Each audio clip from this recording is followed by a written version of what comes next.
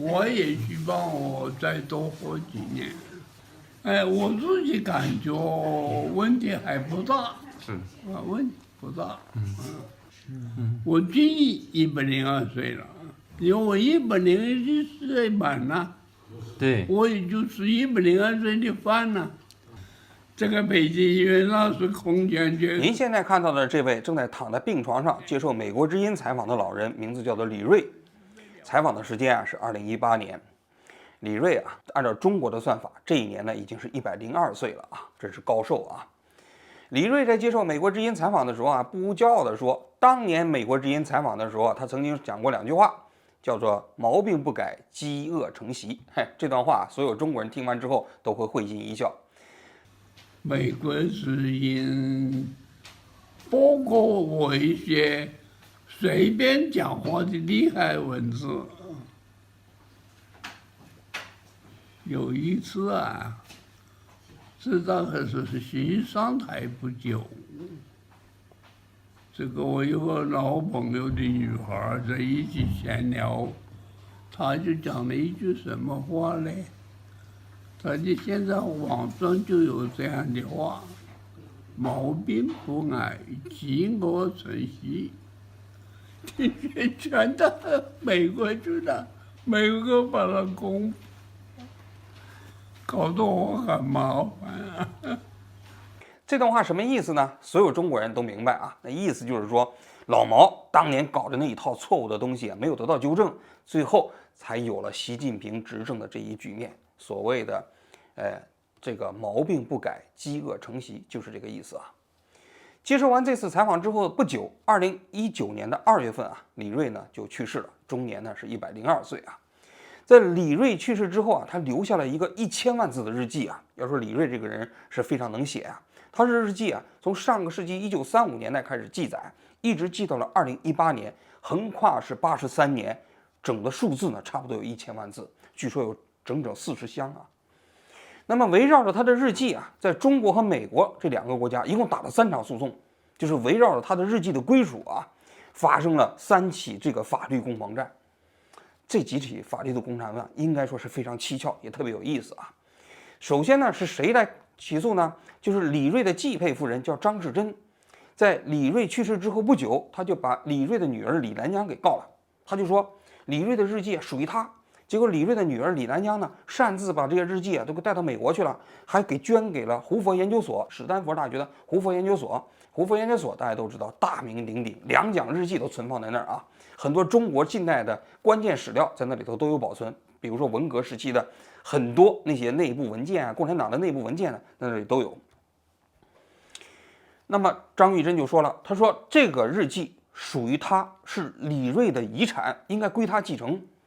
于是呢，就把这个李南阳给告了那胡佛当时说了，不对2017年的时候李南阳代表李瑞把这些日记都捐给了我们产权属于我们呢。于是，在2019年的6月份，胡佛研究中心又在美国反诉了张玉珍，要求美国的法院确认这李瑞的日记的这个所有权是属于胡佛研究中心的。结果呢，张玉珍也不简单人家后来在2020年的时候，在美国又请了律师又把这个李南阳也包括胡佛研究中心给告上了法庭。为什么说这几起诉讼特别蹊跷呢？因为李瑞去世之后没留下什么钱，据说这张玉珍呢一共只继承了3万美元的财产。那张玉珍今年也已经90多岁了一个老太太，文化程度又不高，她怎么就心心念念的惦记李瑞的日记呢？而且在美国打官司都非常贵有人统计了这张玉珍在美国的诉讼据说光请律师花了几百万人民币，还有一种说是花几百万美金的，咱就不知道了总而言之，这是一个天价的诉讼费用。张玉珍一个90多岁的老太太，为了争夺这些李瑞的她也看不太明白的日记，花几百万人民币，可能吗？所以李瑞的女儿李南央，也包括美国所有的学术界，共同都认为这件事情不是张玉珍要让李瑞的日记，而是张玉珍背后站着中共，中共不希望李瑞的日记流传到美国的胡佛研究中心。那紧接着为什么就问了那为什么共产党怕李瑞的日记流传到美国去呢？到底这个日记记载的是什么内容吗？那这个官司到底最终有没有可能打赢呢？我们今天就来讲一讲李瑞日记背后的故事你知道吧？知道这个。我有一本书啊，叫做《李瑞口述往事》，最后一章呢，就是写我接触过的高层人物，我怎么写的，从毛泽东开始，最后一直到习近平，不是到习近平。中国这个国家没有办法，它是一个什么文化传统呢？这个事情呢，你们比我的要考虑多少，研究多少，知道多少。这个中国这个国家本来武术已经解决了，缺乏什么？就是人权同科学。武术运动已经解决了，吃饭了啊！这个又来了一个马克思。在讲李瑞日记之前啊，我们首先要简单介绍一下李瑞这个人啊。李瑞呢是1917年出生在北京啊，他呢祖籍呢是湖南，他的父亲呢早年是留日学生啊，所以家境呢还是非常不错的啊。据说他的爷爷啊、叔叔啊，跟那是黄兴啊，当年的黄花岗烈士啊，他们都是革命战友啊，关系过从甚密啊。所以李瑞呢很小就受到了不错的教育。在上个世纪啊，这30、40年代，大家都知道抗日战争期间啊，那延安就是革命圣地，所以很多革命青年啊都要到延安去闹革命。李瑞呢就到了延安，进到了《解放日报》。那么解放战争时期呢，他就到了东北，先是给高岗啊做政治秘书，后来呢又给陈云做政治秘书啊。当时陈云啊接收中国第一个，就国共内战中间第一个大城市沈阳，李瑞跟着陈云进到了沈阳。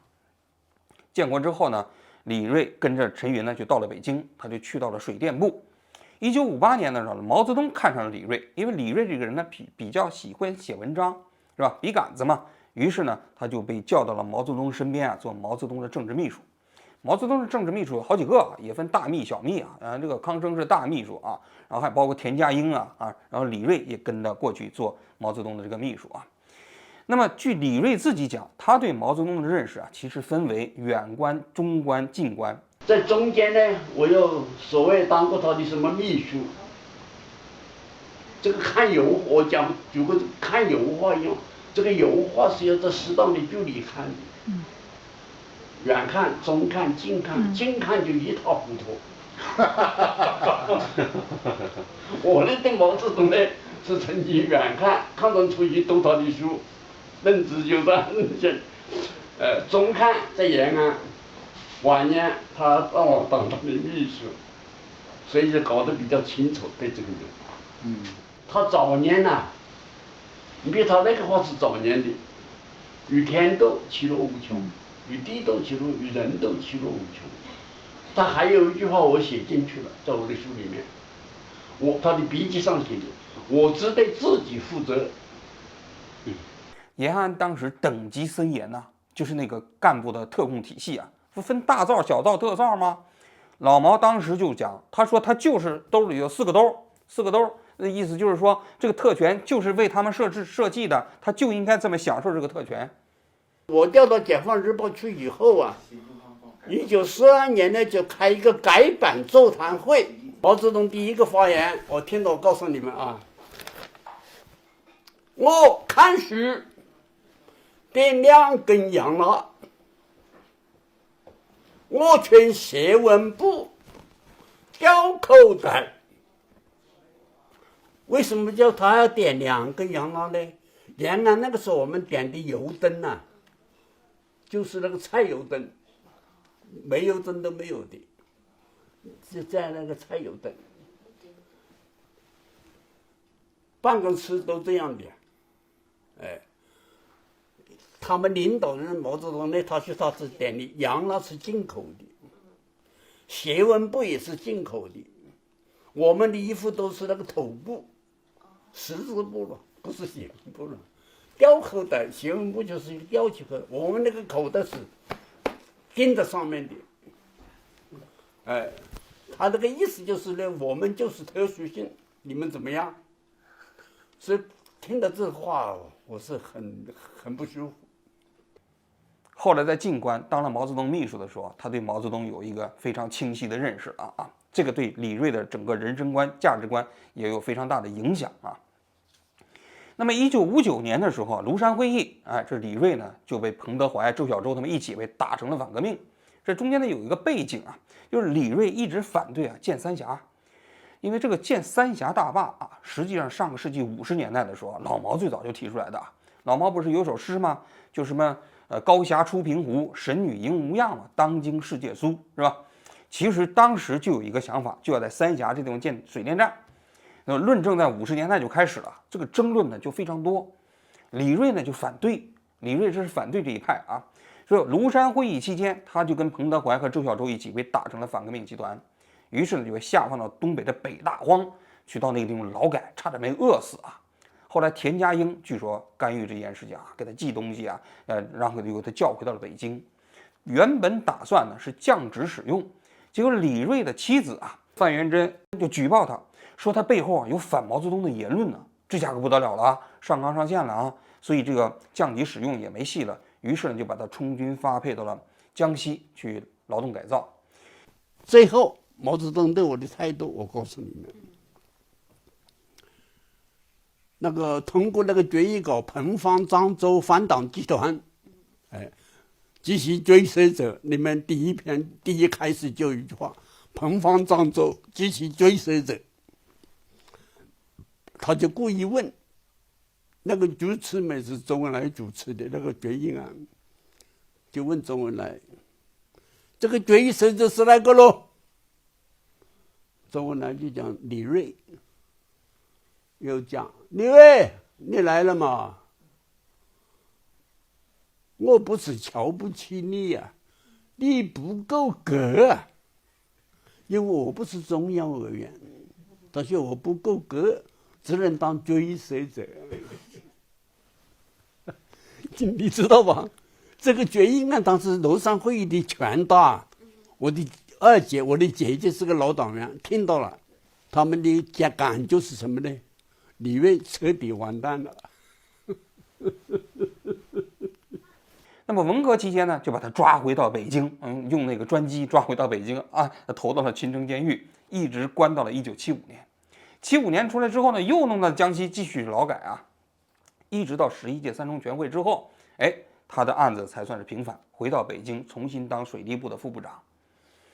那么在水利部的副部长期间他呢就跟着古牧副总理到了美国和巴西做过考察，因为当时还要想搞三峡嘛，所以呢就考察那种水电项目到了巴西，也包括这个美国之后，这一次的出行对李瑞的震动非常大，因为李瑞过去出过国，但主要都是苏联和东欧这些社会主义国家，这资本主义国家没去过。但是他第一次到了美国这样发达的资本主义国家，给他带来的震撼呢是极其巨大的。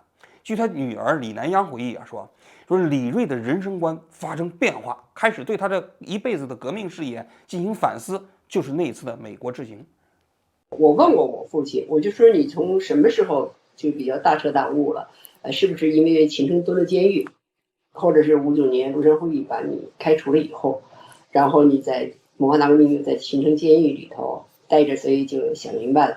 他说不是，他说是平反复出以后，1979年踏上美国国土的那一瞬间，他彻底醒了。他看到美国是那种富足老百姓那种自由因为他过去只去过苏联，他不知道西方世界已经这样的富足，当下就觉悟过来，就是共产党的这条路线是已经完全错误。他到了那个油田，看到油田上的那个海上油田的那个工人说是坐直升飞机去上班，下了班之后每天吃饭都是自助餐，不要钱，他真的不要钱然后上下班都开小汽车，给他带来的震撼极其巨大。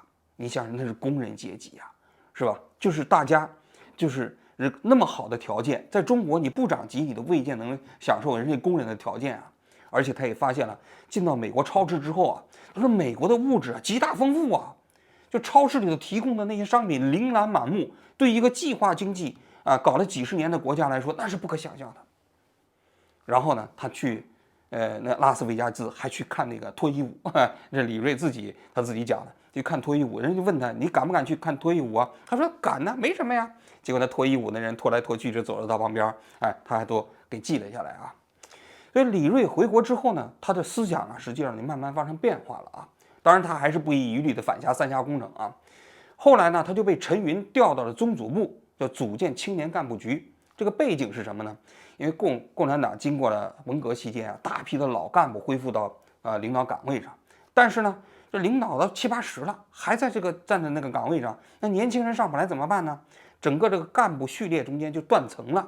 所以邓小平和陈云他们都提出要提拔年轻干部，所以呢，他就到了宗主部去组建青年干部局。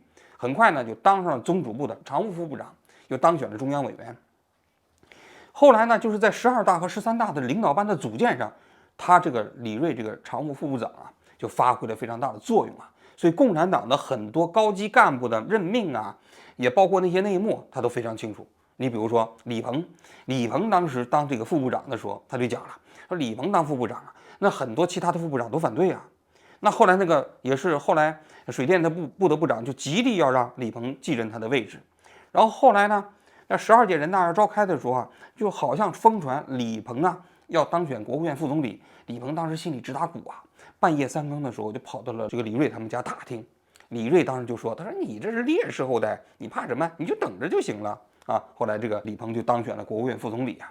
还你比如说那江泽民，那江泽民的故事也特别有意思啊。他是讲的江泽民当时他在8964的时候，那在上海处理那个世界经济导报，还给他打电话，是吧？然后讲那个江泽民当时当了电子工业部部长，结果有一天陈云就把这个江泽民叫到他们家里头，陈元也在旁边，陈元是陈云的儿子啊，他就讲陈元要归队，因为陈元呢是清华大学学机电专业的。这江泽民听完之后不知道什么意思啊，晚上又跑到了这个李锐他们家，就向李锐请示。他说陈云说的是啥意思啊？是不是要让陈元当这电子工业部的部长啊？他摸不透啊。那李锐就跟他说了，他最多就当个副部长，是吧？等等，就这些内幕啊，他都在这个宗主部的常务副部长期间呢，他有很多的了解啊。那么后来呢，在92年、93年的时候，李锐就退休了。后来之后呢，做了一件事情，他就主导啊修撰共产党的一个档案。什么档案呢？就是中共早期啊，就整个建政史上的组织部的档案。这组织部的档案这个修缮过程中，给李锐带来了另外一场极大的震撼。什么震撼呢？因为李锐虽然是共产党的一个高级干部，但是很多共产党的档案他也没看过。但他由于主编这套丛书啊，他接触了共产党早期大量的档案。哪些档案呢？最重要的，他就发现，就老毛当年啊，在这个江西啊井冈山那个地方搞那个肃反呐，搞 AB 团呐，杀了10几万人呐。他说有的县呢，那红军的干部啊，就杀了几千人，最后只剩下几个人。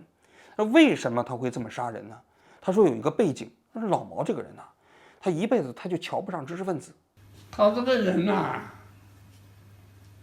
讨厌知识分子。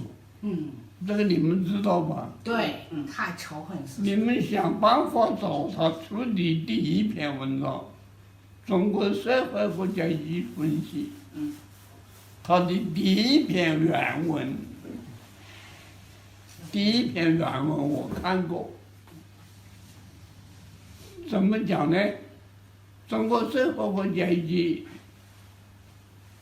的时候，因为他在北大图书馆工作的时候，1个月8块钱，那完全是工人工资。胡适讲课他去听课，他穿的那个样子不像学生。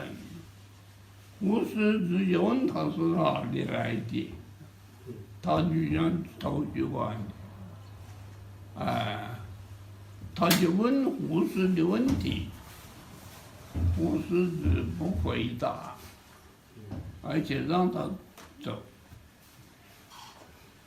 所以在延安呢，我告诉你们，整风运动最开始是最早，那是解决毛泽东第一位的问题，批评王明从周恩来。第一，世界上的第一留学生，第二大学教授，第三大官，统统是反革命。桥第二是很大，中学教员，总统官僚，办反革命。带出来了。小学教员，所以在江西的时候，他 AB 团呢肃反呢，主要肃清的是那些地主富农家庭出身的知识分子，拼命的杀。那杀了这么多人，那你想想，这李锐看到这些文件的时候啊，深受震撼。他就讲了，他说共产党，你像那个高级干部徐向前，徐向前是元帅啊，徐向前的妻子一家全都被杀掉了。当然是共产党自己的高级干部，包括徐向前的妻子也被杀了。你想想，令人发指啊！所以李锐读到这样的一些档案之后，对他的共产主义信念产生了极大的动摇。再后来到89年的时候，他在自己家的阳台上亲眼目睹了共产党的坦克车开过去镇压学生。所以李锐的思想呢发生了极大的变化。93年他到美国去访问啊，然后呢就参加美国的一些学术讨论会，是吧？那学术讨论会，他去了明尼苏达州参加学术讨论会的时候啊，那学术讨论会是两岸中国的学者就讨论中国的未来转型啊。当时吕秀莲也参加了这个讨论会啊，在那个讨论会上就说他台独应该是台独，结果呢他们的不赞成啊，双方还有一些交流啊。他在这次会上见到了谁呢？他见到了许家屯，还有那陆坑。陆坑曾经做过胡耀邦的一个访谈录啊。那许家屯大家都知道，原先是新华社香港分社的嘛，在89年之后就逃到了美国。那在共产党来说，那是反贼啊，叛徒啊。结果呢，李锐见到了许家屯，两个人还畅谈了挺长时间，他还劝许家屯回到内地。我事后看，因为李锐写了一本书嘛，他的出访日记啊，他在这次研讨会上讲的那些话都没什么出格的啊。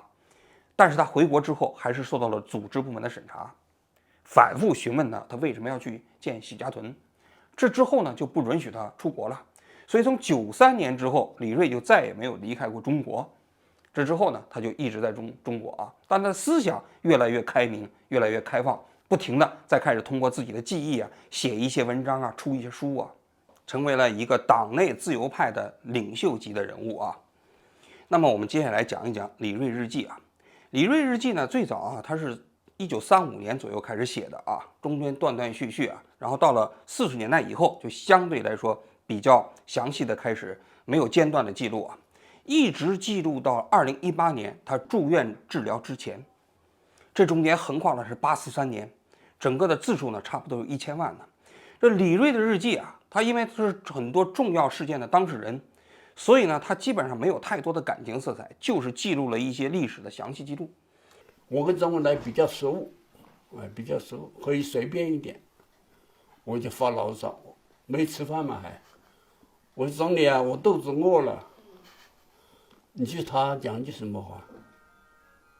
我跟你还不一样，他也没吃。他们也是要常常等毛泽东。毛泽东有什么要找他，就哪里也不能去了。这中间啊，李锐的日记啊，现在已经出版了，1979年之前的部分已经出版了啊。这些内容呢，大致来讲比较有价值的涉及到这么几个方面啊。首先，第一个方面就是李锐当时啊在延安赶上了延安的整风运动，他对整风运动的记录还是比较详尽的。尤其他本人呢，又是延安整风运动过程中被整的，因为他当时被抓起来了，被关到了保安处啊。据他自己事后回忆啊，一开始关到一个窑洞里啊，那窑洞里面呢，就说是一个人，后来就陆续关了7、8个人，很小的窑洞啊。那窑洞啊，没有窗户，只有那门上有一个通风口。他说关到人多之后，晚上睡觉这空气不流通嘛，都要窒息。最后呢，半夜3更呢，那些关的人啊，就跑到那个门洞那个地方往里扇风啊，要不的话他就说窒息而死啊。你可以想象一下，说当年的这个抢救运动是非常疯狂的。他就讲了，他就说这个当时高岗啊，就是到学生里头都要讲，说必须要交代，说有一个人就是很斗自己内心的思想嘛，他就交代他自己一个什么呢？说党有一次啊给这一个人一个介绍信，这个介绍信呢，他说呢他有一次就把这介绍信呢装到自己内裤的口袋里，结果上厕所的时候啊，上蹲坑的时候啊，一脱裤子，那个介绍信掉到那个粪池里头去了。他说这件事情他忏悔了很久啊，在会上，高岗当时就批评这个人，他说你这个人就是胡说八道。他说什么内裤里头有口袋？哪个内裤里头有口袋？我们怎么不知道？是吧？结果这个时候有一个人就出来说，他说报告高岗，他说我们那边的内裤确实是有口袋，我就穿过。结果就把高岗给顶了嘛。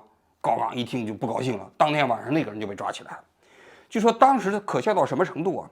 说这个抢救运动中间，如果你交代了，因为当时在延安吃的也不好啊，然后呢就给你吃好的，所以就导致一个县呢，据说有2000多名党员中间啊，大家纷纷承认自己是特务啊，都承认自己是特务，因为承认自己特务之后呢，可以吃好的，当然紧接着可能就抓起来了，然后就开始不停的批判呢。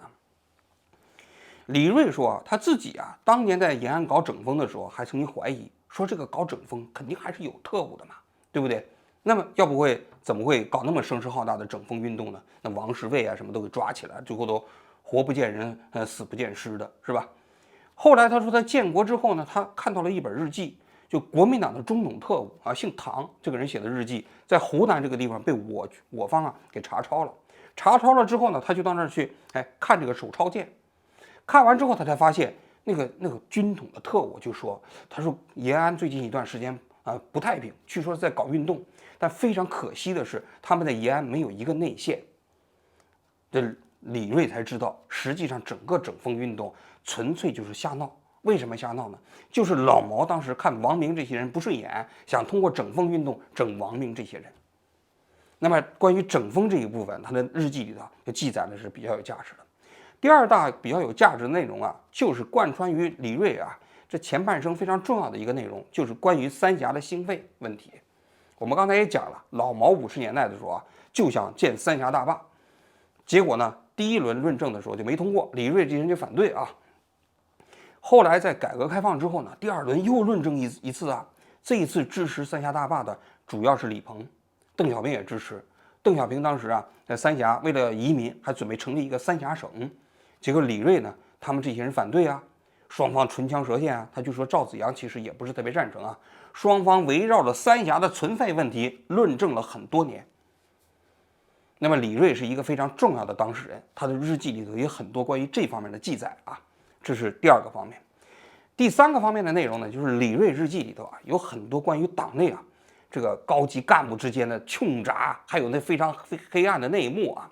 因为他是这个岛内的高级干部，又曾经当过老毛的这样的一个秘书嘛，所以他知道很多党内的这些见不得人的内幕。你就比如说，他就讲这个叶剑英是花帅，叶剑英是风流将领，大家都知道啊，一辈子结过6次婚，是吧？然后呢，同居的女伴呢就不计其数啊。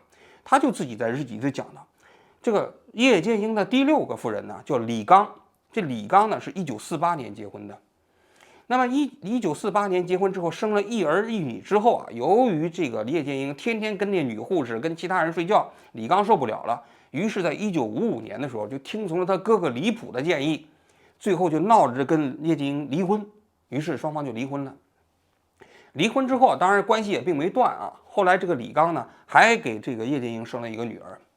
这叶剑英跟这个第6个夫人离婚之后啊，再也不结婚了。那就其他就想跟谁睡就跟谁睡了，就同居的那女的就多了去了啊。1956年的时候，那别人还记载，在那个北戴河度假的时候，当时他有一个护士，他说跟这个护士要结婚的啊，这个护士已经算是有点名分了。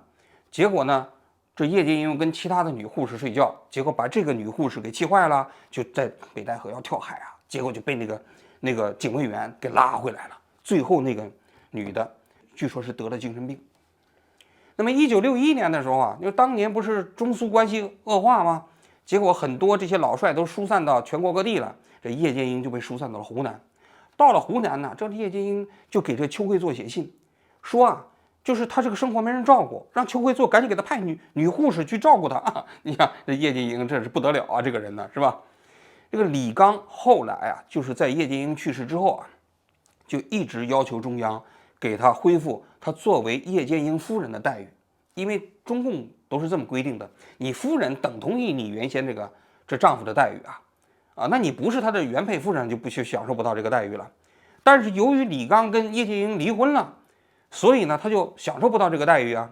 所以李刚当时就找这个李瑞说，你看贺龙的夫人都有专车，我就没有，他就要求给配车，那就要求李瑞跟党中央反映恢复他这样的一个各种各样的待遇嘛。找了李瑞好几次，李瑞把这情况都反映上去了，但是中央实际上也没搭理这个李刚啊。就是这些事实细节，你在这个李瑞的日记里头你都能看得到。你想想这些信息如果披露出去，那还得了？好，我们今天就先讲到这里，明天我们继续李瑞日记背后的故事。中国这个国家没有办法，缺乏什么？就是人权同苦救，50年都已经解决了。缺乏了啊！结果又来那个马克思。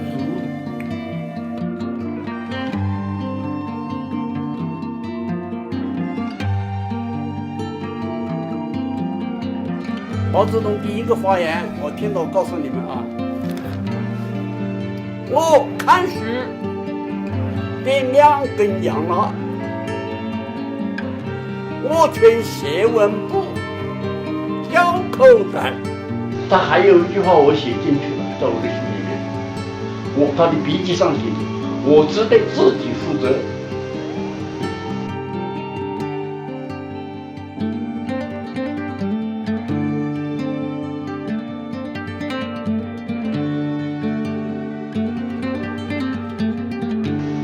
这个看油画讲，就跟看油画一样，这个油画是要在适当的距离看，远看、中看、近看，近看就一塌糊涂。